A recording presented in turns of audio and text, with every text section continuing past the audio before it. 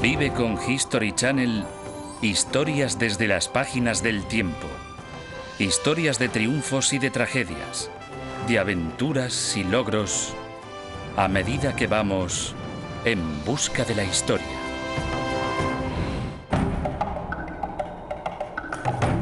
...26 de noviembre de 1922, Valle de los Reyes, en Egipto.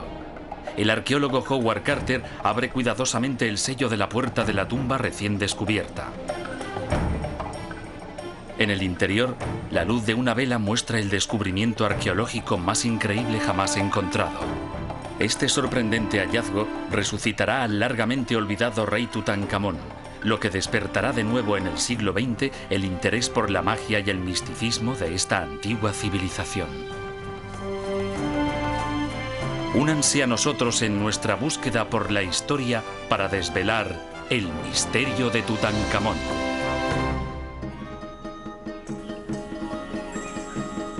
Desde los inicios de su antigua civilización, los egipcios vivían estrechamente vinculados a la tierra.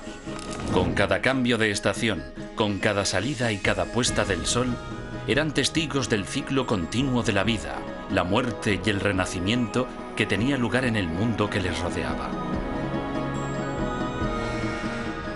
Con esa prueba irrefutable de la habilidad del universo para recargarse a sí mismo, este pueblo profundamente espiritual adoptó la creencia de que ellos también renacerían después de la muerte.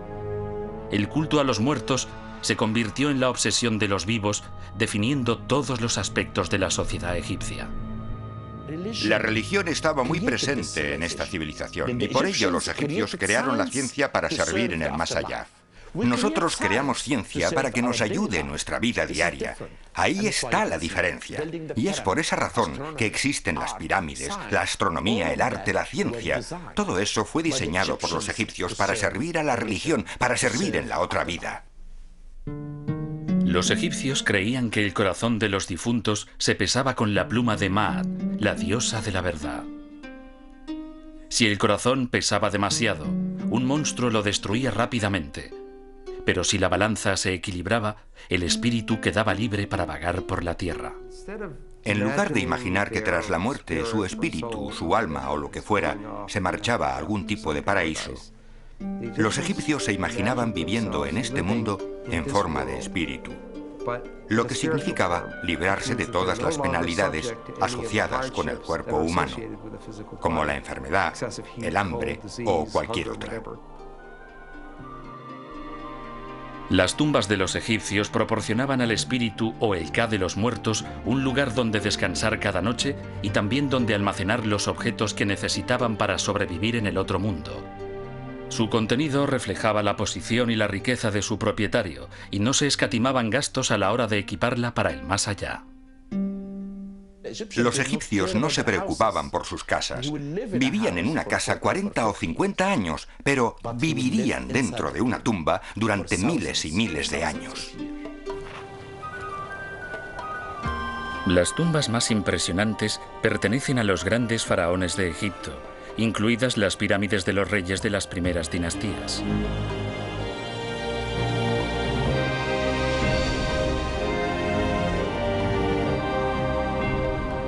Sus arquitectos idearon pasillos falsos y puertas secretas para salvaguardar los preciados contenidos durante toda la eternidad. Sin embargo, osados ladrones de la época se las arreglaban continuamente para entrar en las tumbas a robar. No se libró ninguna pirámide. En el siglo XVI a.C., los faraones reemplazaron orgullo por seguridad y empezaron a construir tumbas menos llamativas en un valle rocoso en las afueras de Tebas. El inhóspito valle era fácil de vigilar, una característica importante para cualquier necrópolis real. En una de las tumbas, la de Tutmosis I, el arquitecto Ineni grabó una inscripción dentro de la tumba. Puso: "Yo sello la tumba de mi rey. Nadie podrá ver ni oír". Y esto demuestra que el valle era un lugar perfecto para que los egipcios escondieran sus tesoros. Por lo menos 40 reyes y miembros de la familia real fueron enterrados con todo esplendor en este lugar desértico llamado el Valle de los Reyes. Cuando las grandes dinastías del Imperio Nuevo decayeron, los guardianes se retiraron. Las tumbas de los faraones quedaron desprotegidas y una a una fueron saqueadas por los ladrones. Todas excepto una. Permaneció escondida durante más de 3000 años, incluso después de que entrara en escena un nuevo tipo de saqueador, el arqueólogo moderno. A principios del siglo XX, Egipto estaba bajo el control del Imperio Británico.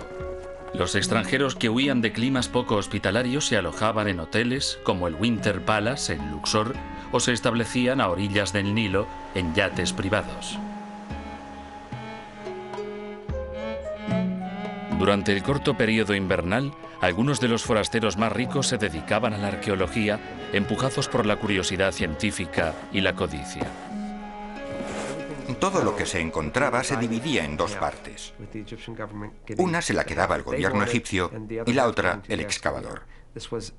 Esta es la razón por la que tanta gente venía a excavar a Egipto. Personal de museos, ricos aventureros. Pero la última de las tumbas de un faraón y la única intacta todavía estaba por descubrir. Un hombre cambiaría la situación. Howard Carter, hijo de un pintor inglés, había visitado Egipto por primera vez a los 17 años en calidad de artista. Se enamoró de las antiguas ruinas y se convirtió en un buen arqueólogo a pesar de su difícil personalidad. En muchos aspectos era un intruso. Tenía arranques de cólera. No se abría a la gente que conocía. Parece que no tenía amigos cercanos, ni relaciones íntimas. En 1909, el conde de Carnarvon contrató a Carter para vigilar su concesión al oeste de Tebas, lo que le supuso el permiso legal para excavar allí. Carnarvon, un inglés amante del deporte, había ido a Egipto a recuperarse de un accidente de automóvil. Y decidió hacer una pequeña excavación durante su recuperación. Su temperamento abierto resultó ser un buen complemento para el carácter serio de Carter, y juntos realizaron algunos hallazgos arqueológicos notables, pero Carter parecía continuamente inquieto. Tenía siempre la vista puesta en Theodore Davis, cuando éste trabajaba en el Valle de los Reyes. En 1906, un millonario americano llamado Theodore Davis había encontrado un pequeño vaso esmaltado de color azul en la tumba del valle que llevaba una inscripción con el nombre Tutankamón. Al año siguiente se encontraron en un agujero poco profundo algunos paquetes que contenían jarras con la misma inscripción. Tutankamón no era nadie en aquellos días. Se conocía la existencia de un rey con ese nombre. Había unos pocos monumentos con su nombre inscrito en ellos. De hecho, se pensaba que había llegado muy viejo al trono, porque reinó durante muy poco tiempo. La imagen de un faraón difícil de encontrar sedujo a Carter. En 1914, a petición suya, Lord Carnarvon consiguió la concesión del Valle de los Reyes. Carter tenía ahora permiso legal para excavar allí. Los arqueólogos más reconocidos creían que la mina se había agotado, que no quedaba nada por descubrir. Pero Carter estaba decidido. Sentía que algo le estaba esperando tras las rocas y la suciedad de ese valle histórico. A principios del siglo XX, la Primera Guerra Mundial acabó con el sueño de muchos hombres. El arqueólogo británico Howard Carter tuvo que esperar hasta 1917 antes de poder empezar la búsqueda de una tumba faraónica en el Valle de los Reyes en Egipto. Carter se propuso explorar metódicamente cada rincón de la necrópolis asolada por el tiempo. Cientos de trabajadores empezaron a sacar piedras y suciedad. El valle estaba lleno de escombros.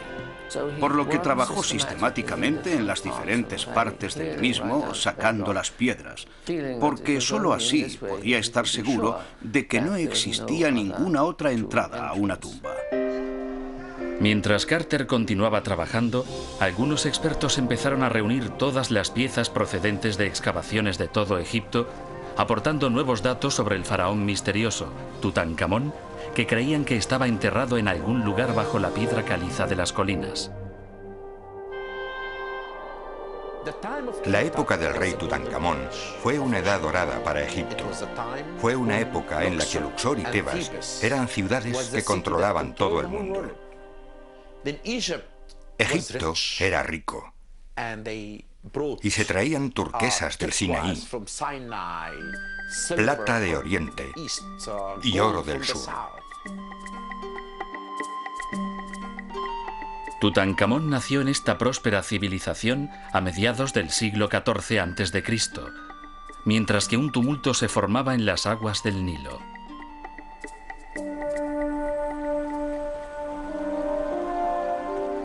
La cuidada diplomacia del rey Amenhotep III había asegurado 30 años de paz ininterrumpida.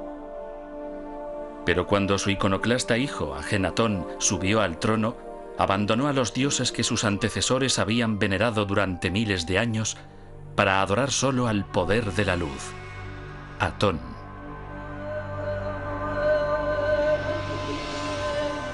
Clausuró los antiguos templos de Tebas, provocando el enfurecimiento del poderoso clero de Amón, y se trasladó a una nueva capital dedicada a su dios Atón.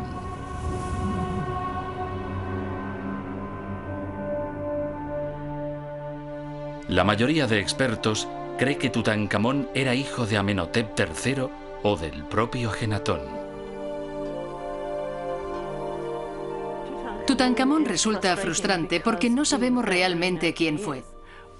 Tenemos una pequeña prueba que nos dice que es un rey hijo de su estirpe, o sea que sabemos que su padre fue un rey, pero no sabemos cuál.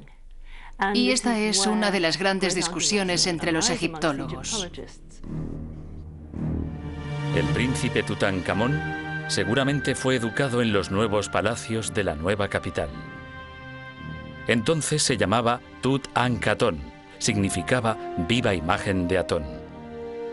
Sin duda, el joven príncipe creció creyendo en la bondad de sus rayos. Era un niño. Cuando pensamos en ello y nos trasladamos 3000 años atrás para imaginar qué pasó, creemos que quizás fue instruido en el palacio y recibió lecciones de los sacerdotes sobre su futuro. Ajenatón murió o perdió el poder tras 17 años de reinado. Los historiadores discuten sobre quién fue su sucesor. Están de acuerdo en que unos pocos años después, hacia 1333 a.C., Tutankamón fue coronado rey, aunque su edad sigue siendo un misterio. La nación se encontraba dividida entre los seguidores de los sacerdotes de la vieja religión y los seguidores de las ideas radicales de su padre. El nuevo faraón debió elevar la mirada hacia Atón y preguntarse por su incierto futuro.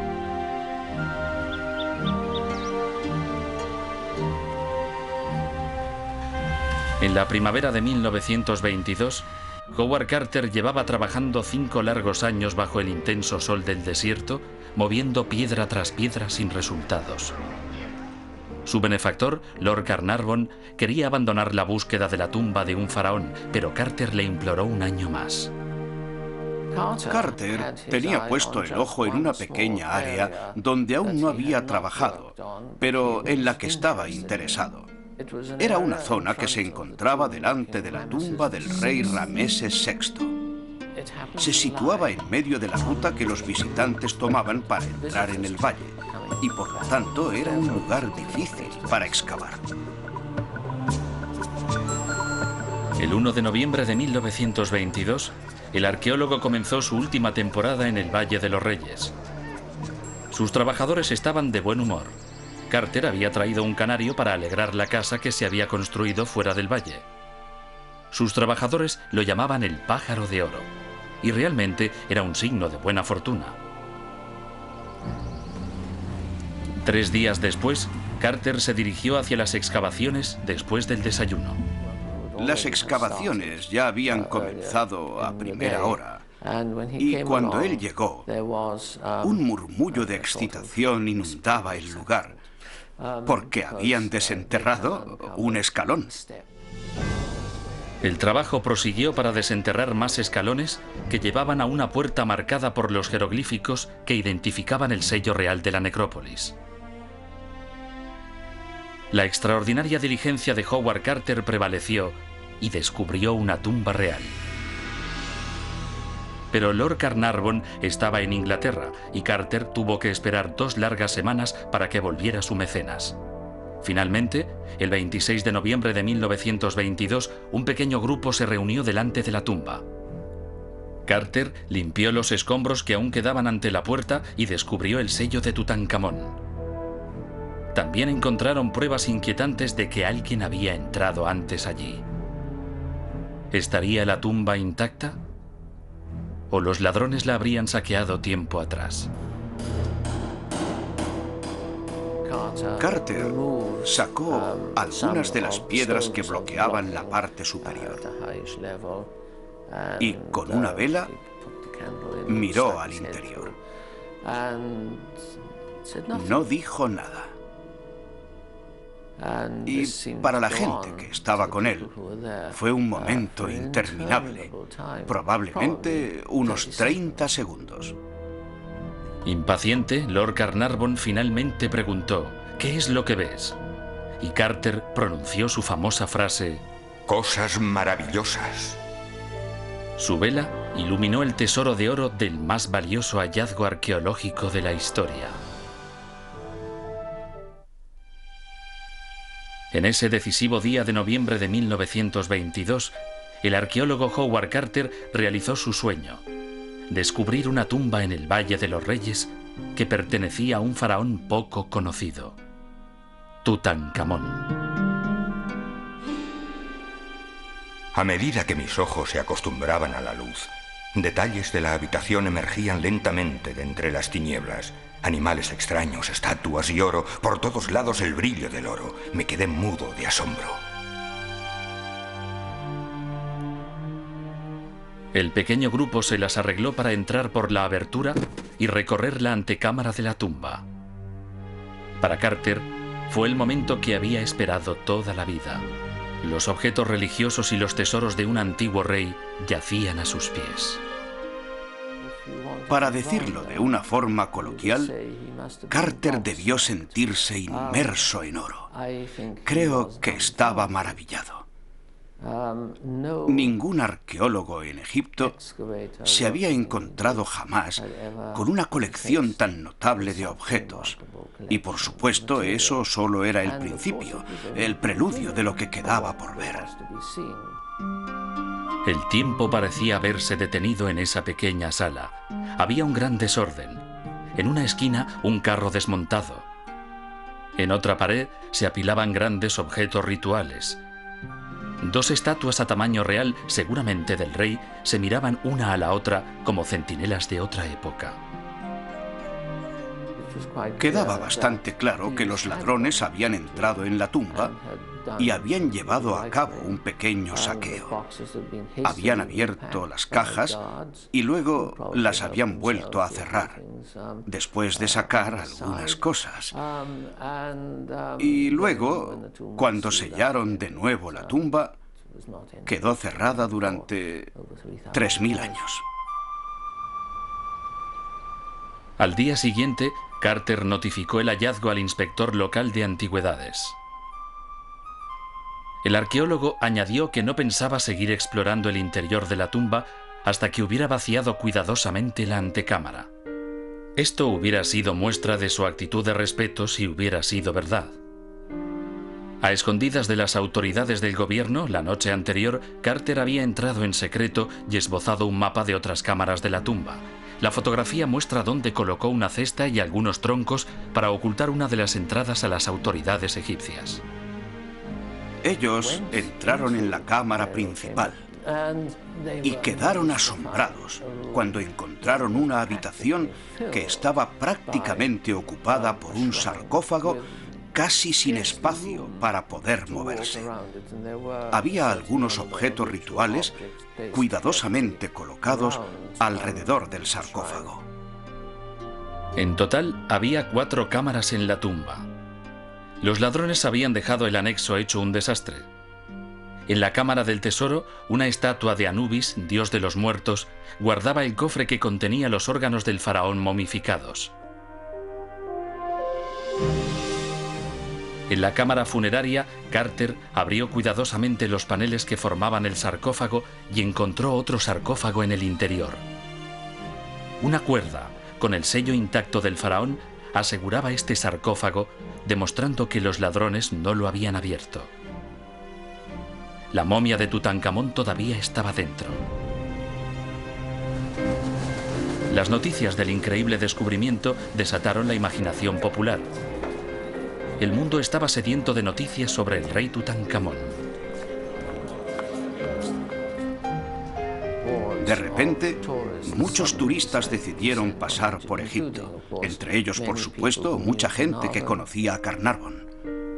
Carter y su equipo de conservadores planearon trabajar solo durante los fríos meses de invierno y dejar limpia la antecámara en febrero de 1923, antes de terminar la temporada. Cada nuevo objeto mostraba una nueva visión de la misteriosa vida de Tutankamón. Numerosas estatuas rituales con la cara del rey mostraban a un hombre joven, armado para enfrentarse a las penurias del otro mundo.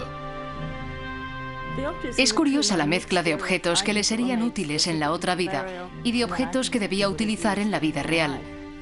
Cosas como sus sandalias, que estaban decoradas con imágenes de extranjeros.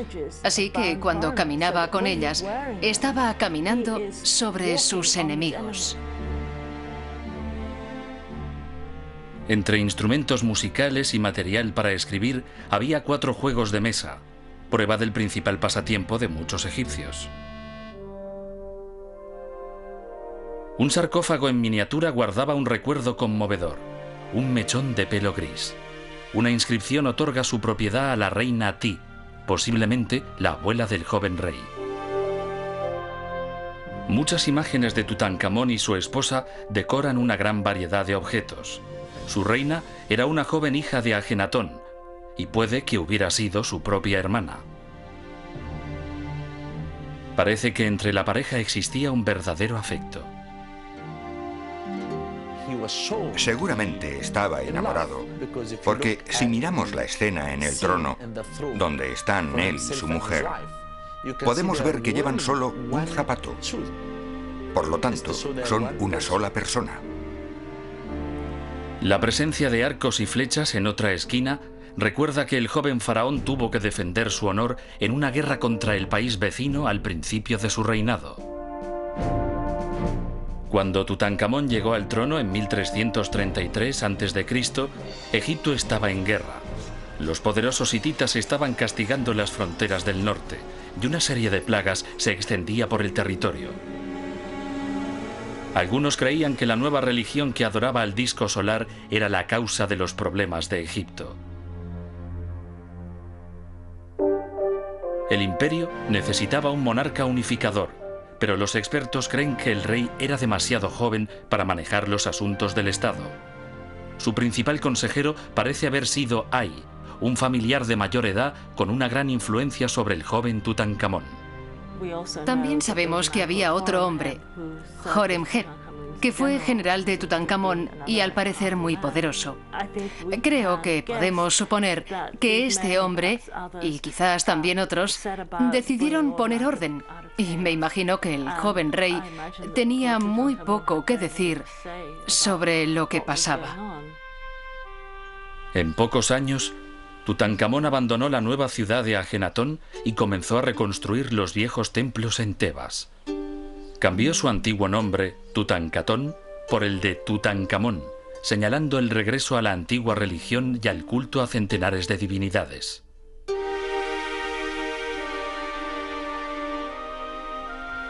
En el 8º año de su reinado, todas las esperanzas de Tutankamón se desvanecieron cuando el joven rey murió.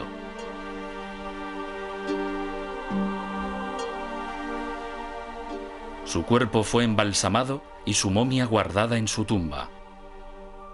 El viejo consejero de Tutankamón, Ay, convertido ahora en faraón, toca la boca, las orejas y los ojos de la momia, abriéndolos para que el espíritu pueda utilizarlos en la otra vida. Finalmente, la tumba quedó sellada para la eternidad.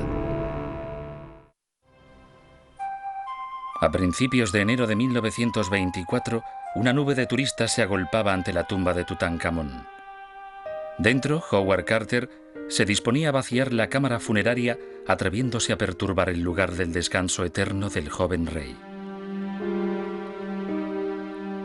De forma meticulosa, el arqueólogo y su equipo fueron desmontando cuidadosamente 4 aposentos funerarios distintos. Dentro había un gran sarcófago cuadrado. Utilizando un sistema de poleas y palancas, Carter levantó cuidadosamente la tapa para mostrar un magnífico ataúd dorado moldeado con la imagen del rey.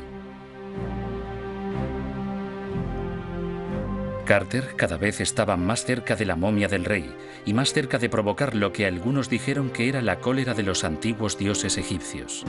Hay quien dice que el día que Howard Carter abrió por primera vez la tumba de Tutankamón y penetró en el territorio secreto del faraón, una cobra atacó al canario dorado del arqueólogo. La cobra era un poderoso símbolo asociado a los faraones. Los trabajadores nativos comenzaron a pensar que el espíritu de Tutankamón no estaba muerto. Empezaron entonces a extenderse rumores sobre una terrorífica inscripción en las paredes de la tumba. La muerte vendrá a llevarse a aquellos que osen tocar la tumba del faraón.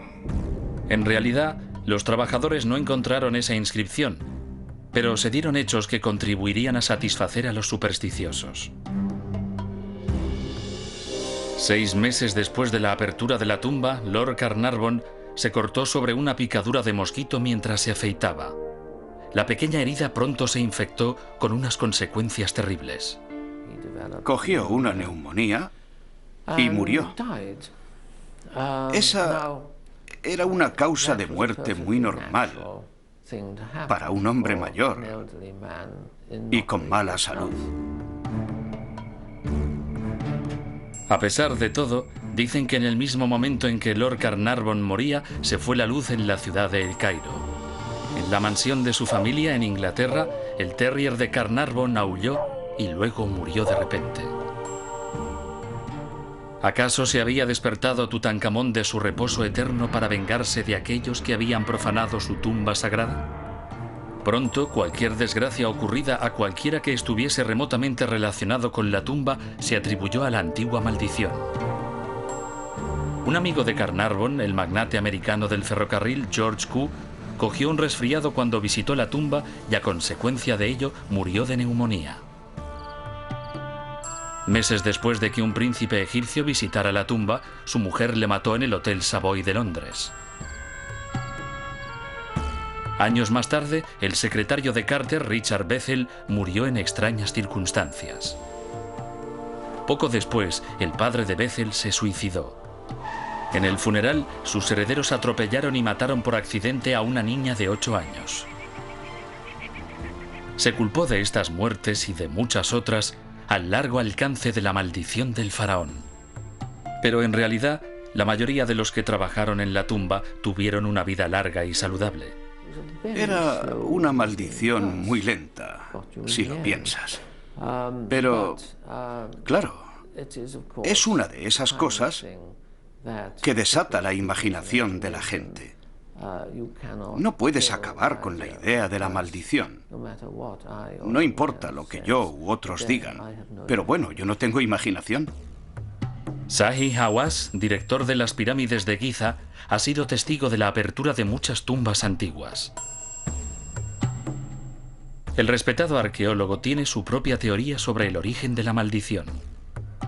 Si cerramos esta tumba durante 3000 años, no podemos ver los gérmenes que contiene. Y si la abrimos rápidamente y entramos, los gérmenes nos atacarán.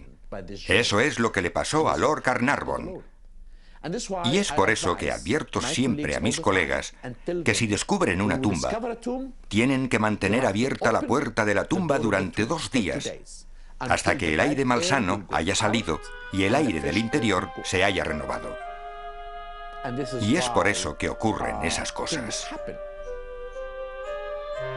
Quizás si hubo una maldición, su efecto fue mucho más sutil. Porque con la muerte de Lord Carnarvon, Howard Carter perdió más que un amigo. Cuando Carnarvon murió, Carter perdió su principal punto de apoyo. Era un hombre muy importante socialmente e incluso políticamente en aquella época. Y arrastraba a lo que podríamos denominar un séquito. Carter se quedó solo. Molesto por la constante interrupción de los representantes del gobierno, Carter restringió las visitas a la tumba. La tensión creció entre el arqueólogo británico y el servicio de antigüedades por el control de la excavación. Egipto había sido gobernado por extranjeros desde el 320 a.C. y ahora un partido nacionalista agresivo enseñaba los dientes. La situación política era mala y Carter era la persona menos capacitada para manejar asuntos de este tipo. No era bueno negociando con los representantes.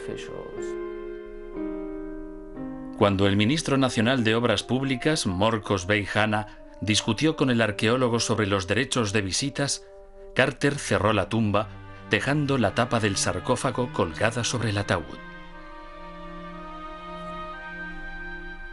Carter era un perfeccionista, pero también era un hombre muy extraño. Cometió muchos errores.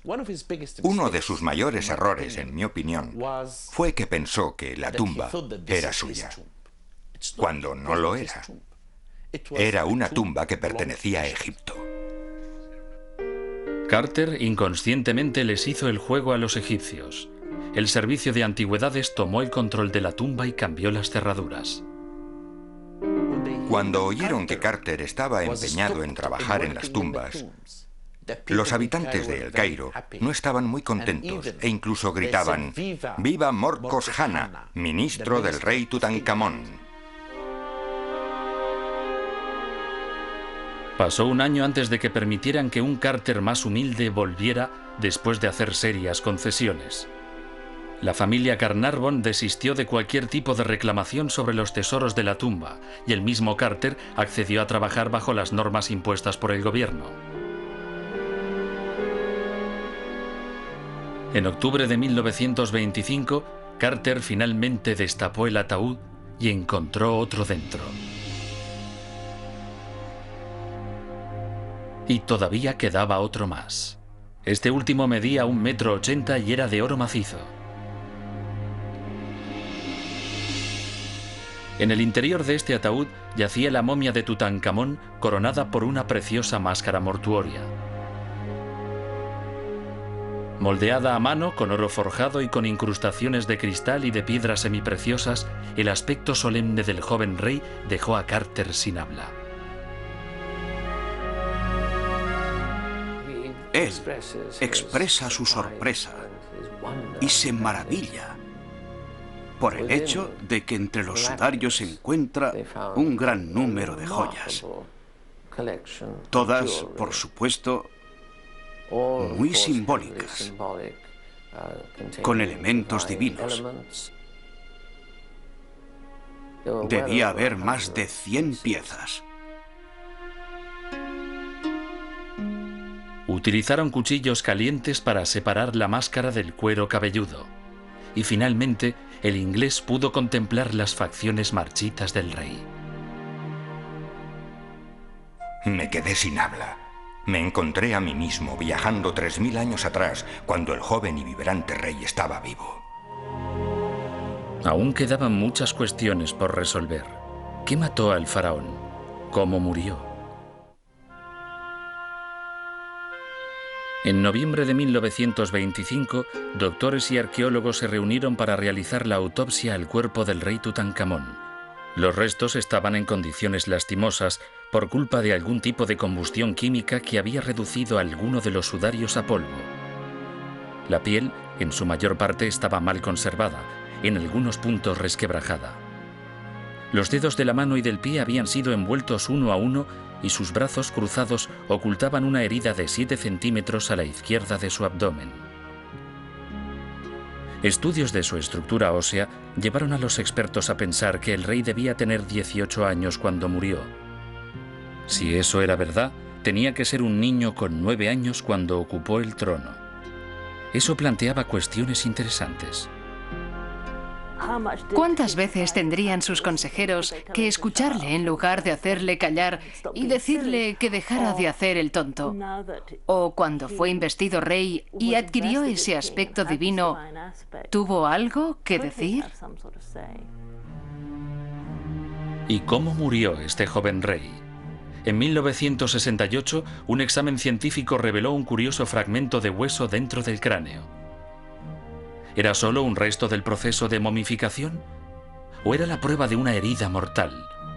Muchos se preguntaron si le habrían herido en batalla o incluso si fue asesinado. Es bastante tentador decir que el rey estaba creciendo.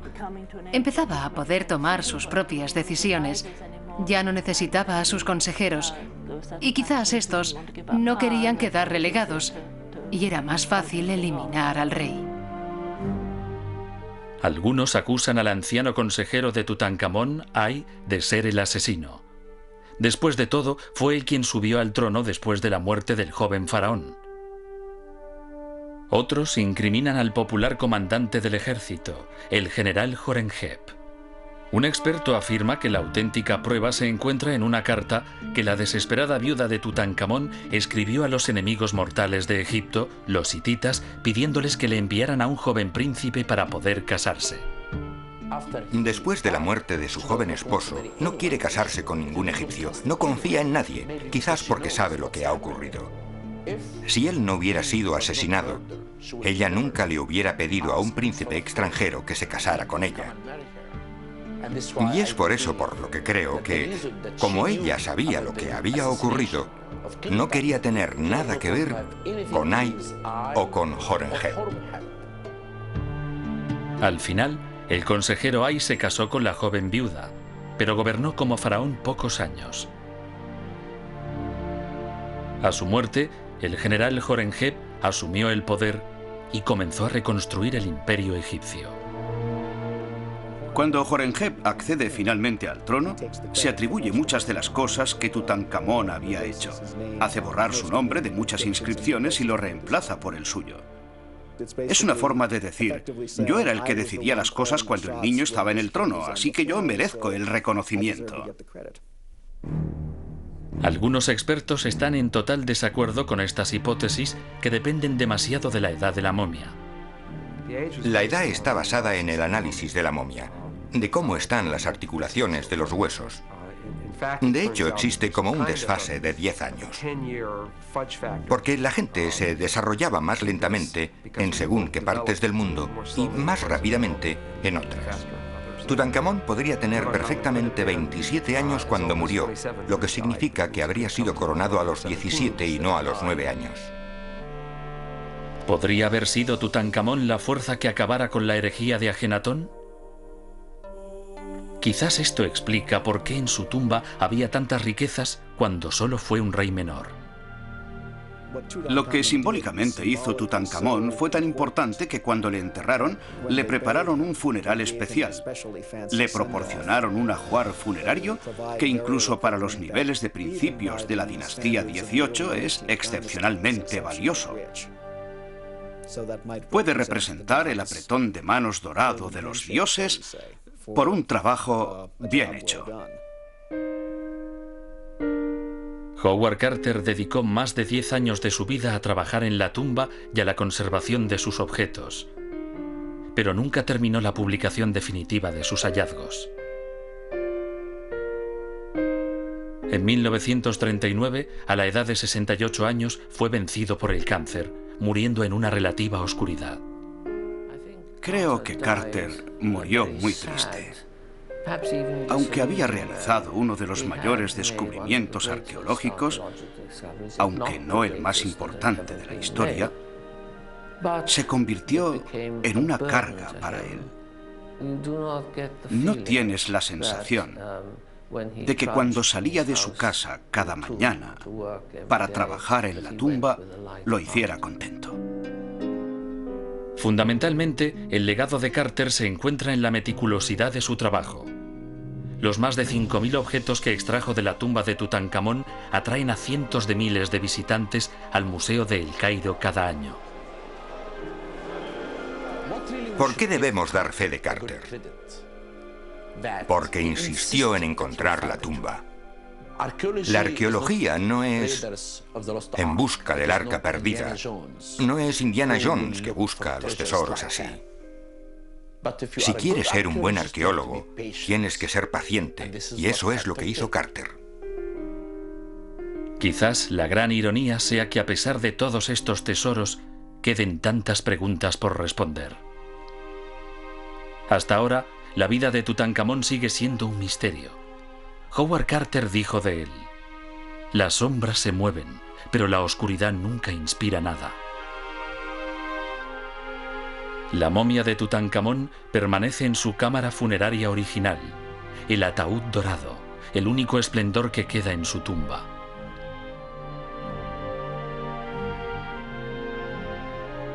Es el único gran rey de Egipto que todavía reposa en el Valle de los Reyes.